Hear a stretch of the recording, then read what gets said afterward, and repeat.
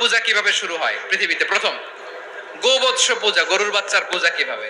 সে স্বর্ণগলি গরুর বাচ্চা করে জিব্রাইল আলাইহিস সালাম যে জমিনে এসেছিলেন, ওই ফেরেশতার পায়ের নিচের একটু মাটি সে বুদ্ধি করে প্যাকেটে রেখে দিছিল।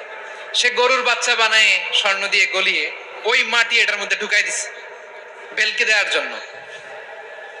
স্বর্ণ দিয়ে বানানো গোবৎস গরুর বাচ্চার গায়ে যখন সেই মাটি ছুঁড়ে দেয়া হলো, এখন বাছুরের ভেতর থেকে ভ্যাঁ ভ্যাঁ আওয়াজ আসতেছে। কি আসতেছে?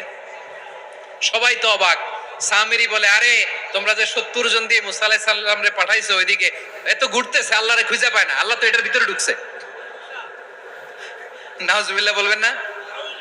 তোমরা যে 70 জন দিয়ে পাঠাইলা, 70 জন নিয়ে মুসা আলাইহিস সালাম খালি ঘুরতেছে, আল্লাহরে পায় না। পাবে কেমনে? আল্লাহ তো নাউজুবিল্লাহ এটার ভিতরে। সেজদা দাও। এই সেজদা দিয়ে গেল। আল্লাহর নবী হারুন আলাইহিস সালাম বললেন, খবরদার, এটা সুস্পষ্ট শিরক।